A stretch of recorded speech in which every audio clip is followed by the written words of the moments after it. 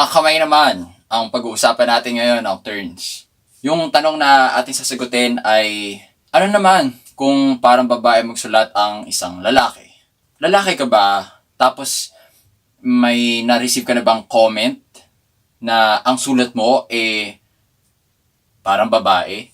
Oo, ako ganun. May nakatanggap na akong comments na ang sulat ko daw, no, parang babae. Kaya napagkakamala minsan na yung nagsulat na ang aking pyesa babae. Hanggat makilala ko, doon lang nila malalaman na lalaki pala yung nagsulat. So, does it matter kung yung sulat mo, lalaki ka, tapos yung sulat mo palagay na iba, babae yung may-ari. Sa akin palagay, hindi naman nagmamatter yun. Hindi nakakabawas sa pagkalalaki. Yung sulat mo, okay, Nocturne? Kung lalaki ka, di mo kailangan ma-insecure, di mo kailangan baguhin, di mo kailangan pangitin yung sulat mo. Okay? Kung ganyan na talaga, yung sulat mo, dahil nag-practice ka ng cursive, pinaghirapan mo, go! Kasi may mga babae naman din na yung sulat pinapalagay na panlalaki, di ba? So kung sila nakakalusot sa ganung klaseng stereotype na porke ba ganito yung kasarian mo, dapat ganito rin itsura ng sulat mo, di ba? Kaya how much more yung lalaki? Kaya dapat yung lipunan, no, hindi tayo kinukulong sa isang klase ng pagkilos na dapat ganito sulat mo kapag lalaki ka.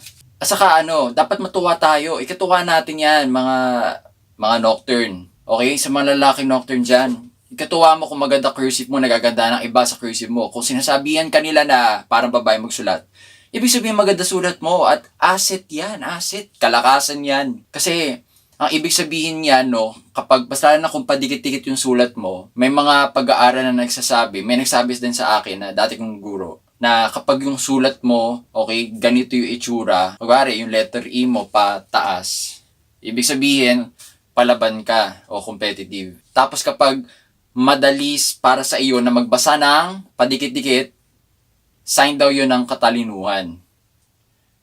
Basta merong expression yung handwriting mo. Pwede ka manood ng mga YouTube videos tungkol dyan sa what your handwriting says about you, pati articles. Hindi ko alam kung gaano sila katotoo, pero ang ibig sabihin doon, Nocturne, totoo man yun o hindi, pwede mo pa rin i-build yung iyong reputasyon bilang lalaki sa sulat mo as is. Kaya, isa yang advantage. Hindi yan kahinaan, kundi isang advantage yung pagkakaroon ng sulat na meron ka sa ngayon. So, hindi na nagmamatter kung sulat babae ka ba, sulat lalaki, o sulat doktor. Basta ang importante, nakakapagsulat ka para maintindihan at nagsusulat ka para makamit mo ang iyong purpose bilang isang tao sa mundo. So may mga masasabi ka ba tungkol sa ganitong issue? Comment mo lang sa baba.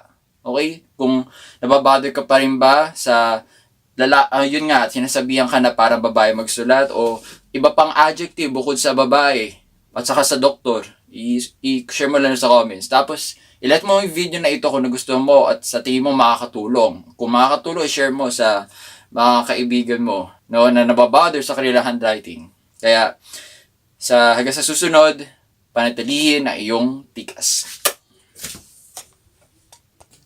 Nadadapa bumabangon, gaya ng puno hindi na pumapalag. Kahit gaano kalakas ang bagyo, panatili